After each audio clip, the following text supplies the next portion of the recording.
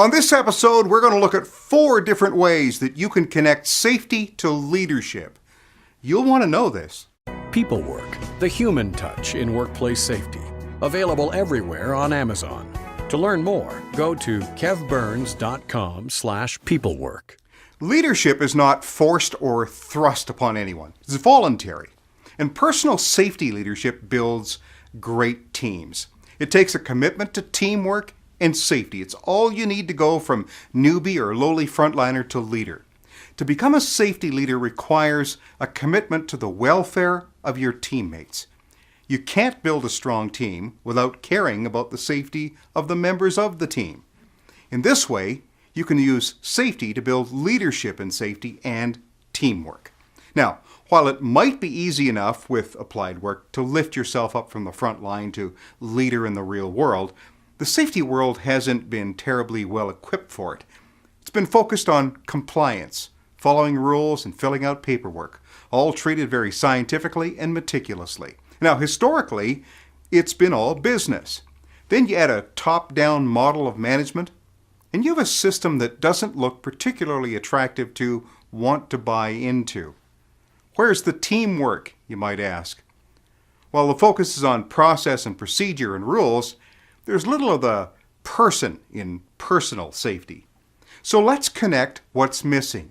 Here are the 4 ways that you can begin to connect safety to leadership. Number 1, apply the infomercial strategy to safety. The marketing of safety has been aimed at loss, not at gain. That's to say, safety's historically been concentrating on wrapping its message around the potential of loss. Loss of life, loss of limb, loss of work, loss of business. But safety leadership really is a focus on what you gain. More freedom, better reputation, longer life, more opportunities to spread your wings. That's how infomercials sell. But wait, there's more. Even life insurance spends more time focused on what your family will gain and less time on the fact that they'll lose a family member. What's beyond meeting minimum compliance? Look beyond the bare minimums and help the individual members of the team to buy into safety as something that provides benefit and makes their lives better. Number 1, apply the infomercial strategy to your safety program. The second way to connect safety to leadership is to focus on the positives in your safety communication. The safety message has to change. That means especially in the use of gruesome internet photos of injury. Using guilt as safety isn't terribly effective long term. We tend to associate ourselves with the positive aspects of what we do, what we get out of something. So stop trying to manipulate your people by scaring them. If that tactic actually worked with any sort of sustainability, you could play a gruesome video for every student right out of high school, and safety would never have to be discussed again. But people don't come to work to avoid a loss. They show up to get ahead. How can embracing safety help them get ahead? Teams move forward better together. So keep the conversations and the communications positive. Focus on the positives for the whole team. Make safety a positive experience. Number 2, focus on the positives in your safety communication. The third way to connect safety to leadership is by understanding that motivation is key to safety success. To put it this way, an unmotivated crew is not much of a team, and it isn't going to help you build a better safety culture. You need motivated people who want to achieve in order to give your safety program and the team some momentum. Nothing builds motivation faster than achievement. Teams who achieve want to do it again, and more of it. Involve your people in solving the recurring issues and challenges in safety. Ask for their input. Start encouraging your people to come up with their own solutions to the safety issues. Start making safety a celebration. When teams can get great production and maintain a high-performing safety standard, they take great satisfaction in their work. So hold safety to a higher standard and expect your team to perform up to it. There's great teamwork and motivation required to stay up in safety.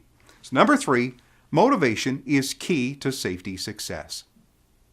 And finally, the fourth way to connect safety to leadership, change the tone at your safety meetings. Now, instead of being focused on meeting minimum standards at safety meetings, change the tone of the meetings. Get personal, get positive. At your next safety meeting, get through the paperwork and inspections and incident reports quickly, and then meet the minimum standards for your meetings early. Then, use the balance of the meeting time to focus on helping your team to become safety leaders.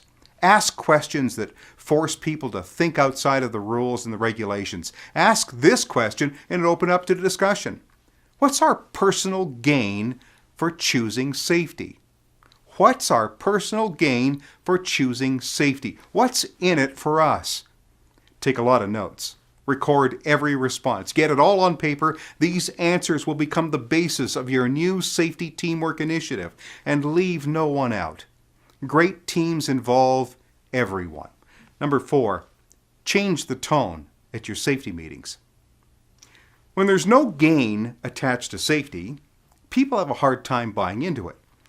You know what the potential losses are, but what are the gains of choosing safety? See, that's the question you have to answer, that every employee has to answer for themselves. It'll be the rallying point for your team. It can become the tipping point when the whole team can determine what's in it for them. That's when safety stops being a thing they're forced to do and starts to become the thing the whole team wants to do. When your people are wanting to do something, they're motivated to work together. Safety can be that thing that brings your team together to get even better production.